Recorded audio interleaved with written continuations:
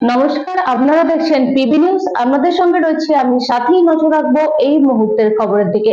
কারখানার দূষণে ধ্বংস হচ্ছে এলাকা, তারই প্রতিবাদে গ্রামবাসীদের বিক্ষোভ। গ্রামে ছড়িয়ে পড়ছে দূষণে, এই দাবি তুলেই জামুরিয়ার ধাসনা গ্রামের বাসিন্দারা সামিল হলো বিক্ষোভে। শুক্রবার তারা শ্যামশেল কারখানার ৩ নম্বর গেটের সামনে কারখানার দূষিত ধোঁয়া নির্গত হওয়ার কারণে এলাকার মানুষজনেদের ওপর ব্যাপক প্রভাব পড়ছে। এলাকার প্রায় ছোট থেকে বড় সকলেই আক্রান্ত হচ্ছে নানান অসুখ বিসুখে। বয়স্ক ব্যক্তি থেকে ছোট ছেলে কেউই রেহাই পাচ্ছে না এই দূষণের থেকে বলেই দাবি করে।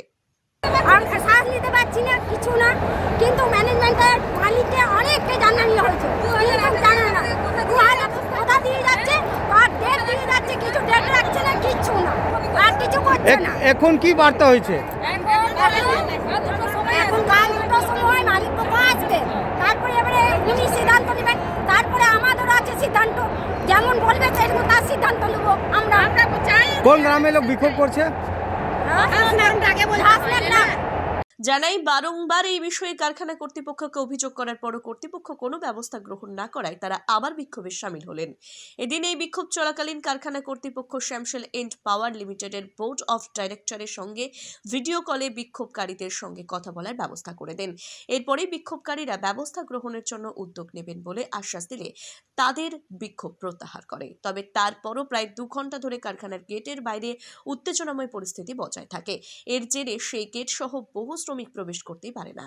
বিক্ষোভকারীদের দাবি, দূষণ নিয়ন্ত্রণ করা হোক কিংবা গ্রামবাসীদের পুনর্বাসনের ব্যবস্থা করুক শ্যামশেল কর্তৃপক্ষ, তাহলেই কোনো সঠিক ব্যবস্থা গ্রহণ হবে। এই বিষয়ে স্থানীয় বাসিন্দা শিবনাথ মুখার্জি, শিউলি পাঠক, রেখা বিশ্বকর্মা রাজা জানান, বারংবার অভিযোগ জানানোর পর ও কারখানা কর্তৃপক্ষ কোনো গুরুত্ব দেয় না, আর তার জেরে দূষণের সমস্যা বারংবার থেকেই যায়। সমস্যা হচ্ছে একটাই, পলিউশনের। আগের বারও আমরা গেট জ্যাম করেছি, মালিক পক্ষ আসেনি। আমাদের মোটামুটি আপনার প্ল্যান ম্যানেজমেন্ট আমাদের কথা দিয়েছিল যে 1-1.5 মাসের মধ্যে আমরা মোটামুটি একটা জায়গা নিয়ে আসবো, কিন্তু বারংবার দেখছি বাড়ছে। তাই ফির 1.5 মাস পর আমরা অবরোধ করতে বাধ্য হলাম। এবং আমাদের একটাই লক্ষ্য, আমরা ম্যানেজমেন্টের কথা শুনিনি, কিন্তু ম্যানেজমেন্ট আমাদের কথা দিয়েছে যে মালিক পক্ষের সঙ্গে বসে একটা সমাধানের জায়গায় আসবে। ওই জন্য মহিলারা এখন ভিডিও কনফারেন্সে মালিক পক্ষের সঙ্গে কথা বলছে এবং কাল বলা হয়েছে সেকেন্ড হাফে আমাদের সঙ্গে বসে একটা জায়গায় আসবে, হয় পলিউশন বন্ধ করবে, নাহলে আমাদেরকে রিহ্যাবিলিটেশন দেবে। গ্রামবাসীরা শ্বাসকষ্টের বিভিন্ন সমস্যায় তো ভুগছেনই, এই সময় ধুলোয় চারিদিক ভরে যাওয়ার বসবাস অযোগ্য হয়ে উঠছে সমগ্র এলাকা।